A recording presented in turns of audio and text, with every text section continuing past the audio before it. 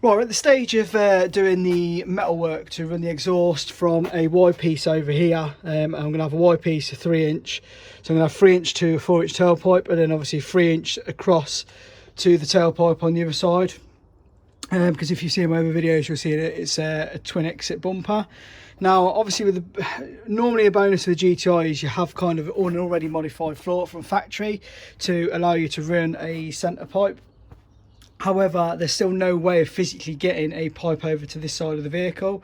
The easiest way would be to not just rear corner out and run the pipe across the back and round. So it would only need a minor kind of modification to the back of this tray.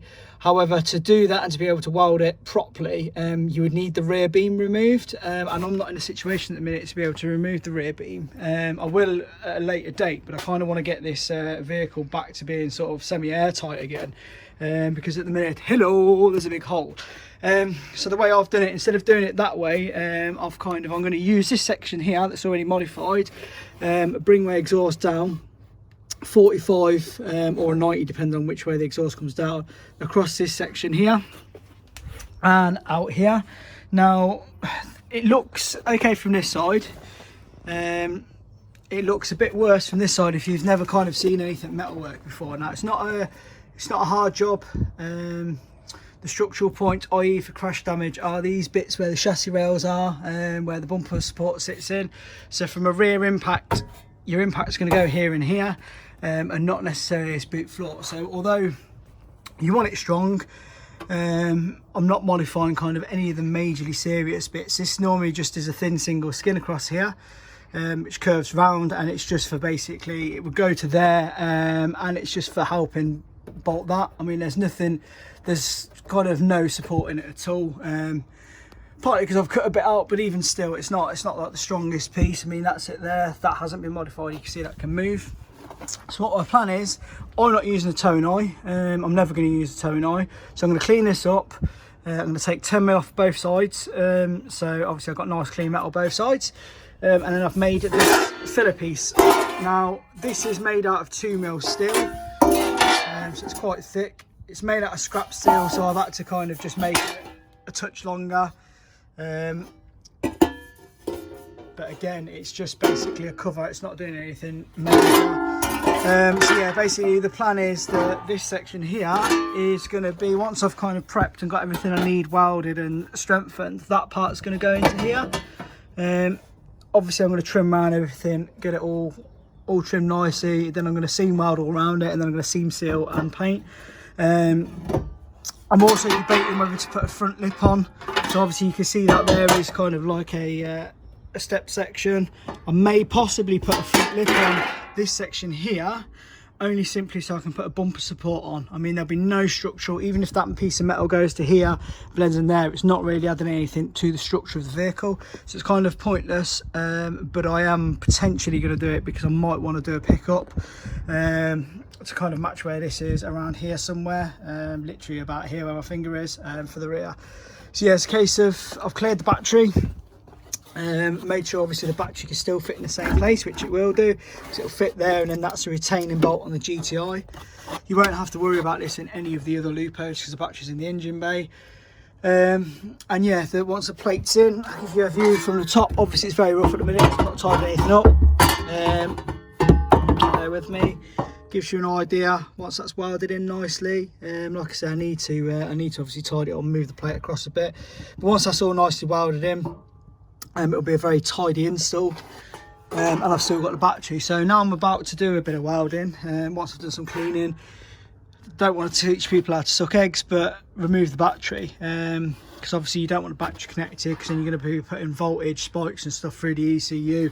Not that it matters to me, but obviously if anyone's following the video, I don't want you to kind of fuck anything up. So disconnect the battery, take the battery out of the vehicle, and then that'll allow you to do some welding. Obviously make sure there's nothing flammable around, and yeah, that's it, crack on.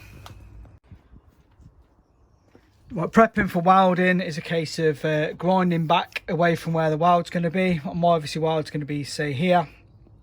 Just cleaning the area around. That's everywhere though, and on the Lupo it's quite bad, in particular for the seam seal.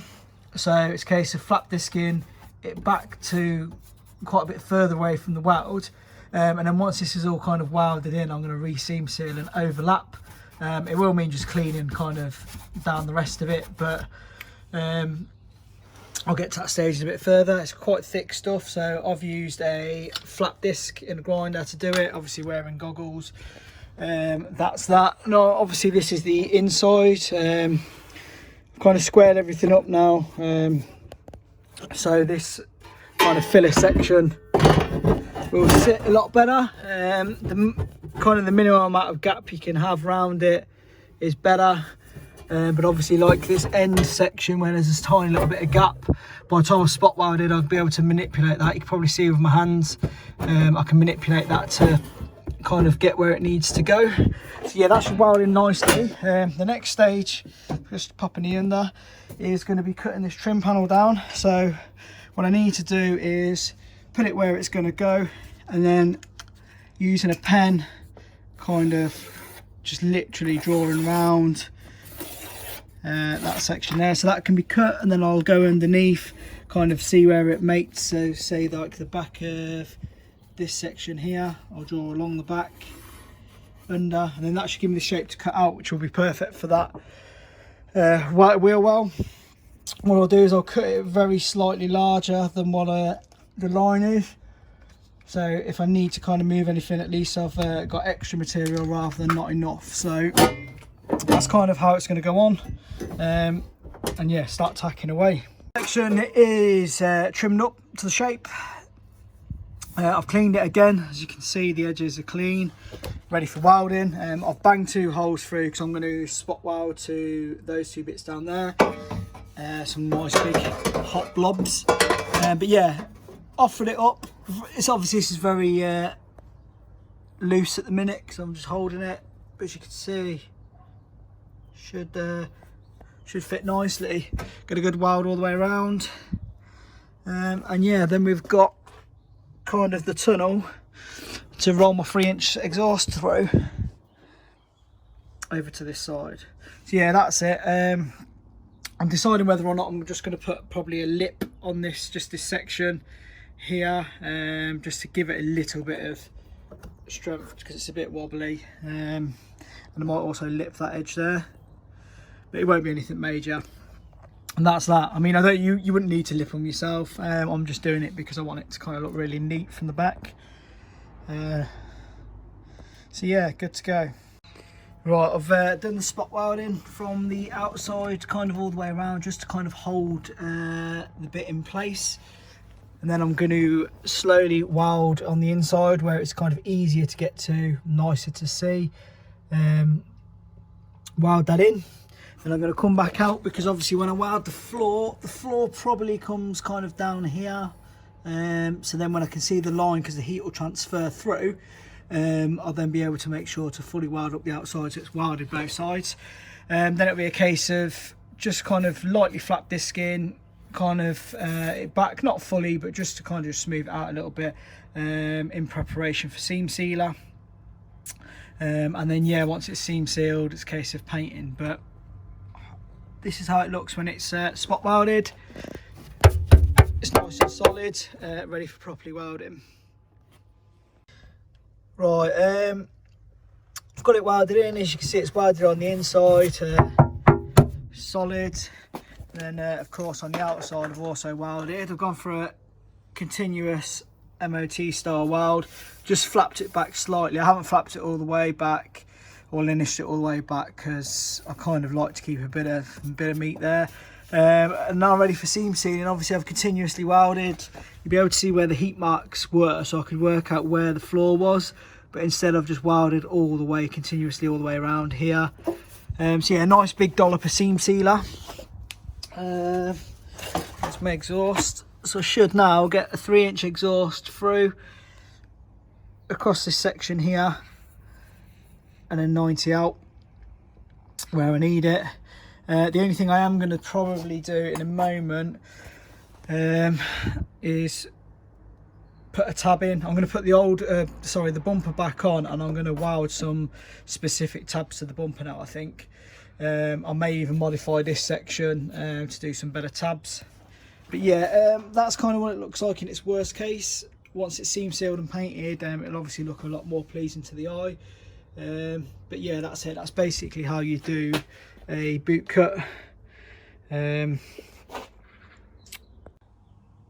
bumper's back on. I've managed to reuse this pickup area here for the bracket, just bent kind of the bracket on the car, so it's the original bolt hole has held it this side, but obviously because there's a big gap this side, I'm having to make a bracket. So I'm using 3mm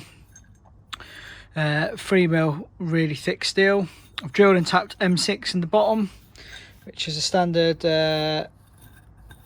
bumper bolt. Now this bumper bolt's just isn't the exact one for the bumper, it's just one that I found temporarily. But the RM6 at the bottom, I just couldn't find the original one. I will put new bolts on it. So the case is going to be that I've got the drill hole here. I'm going to put the bolt through, which will hold the bracket, and then I'm going to tack weld it to the metalwork. Take the bumper off, and then I'm going to fully weld this on, and then I should have 2 brackets then to hold this bumper nice and rigid. As soon as that's done, it's a case of then seam sealing and painting, and then I can make the exhaust. But as you can see now, I've got a nice route for the exhaust to go through. Should get 3 inches through there nicely, and yeah, happy days, happy with that. Right, the boot floor's welded in, welded both sides obviously, and I've just chucked some etch on it. Got my bracket in for the bumper, got loads of room now to run a 3-inch exhaust, and yeah, that's it. I'm going to obviously leave the etch to dry, seam seal, and then paint. I'm going to obviously just blend it in. I mean, it's all hidden behind the bumper, but I just want to protect everything from kind of water and kind of junk that gets chucked up from underneath the car. So yeah, that's it pretty much. I might not even bother seam sealing inside there, because once it's kind of done from the outside, it's protected both sides. So yeah, that's that.